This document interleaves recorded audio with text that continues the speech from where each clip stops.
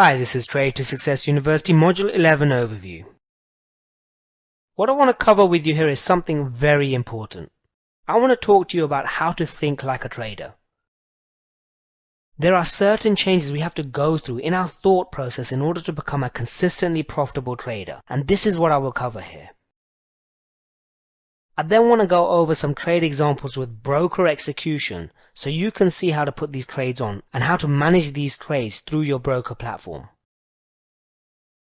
This should be very useful in showing you how to use the various orders you can put through the broker platform in order to manage your trades in the most efficient way. If you're having any sort of trouble here with trading through your broker platform, then this should clear up any issues.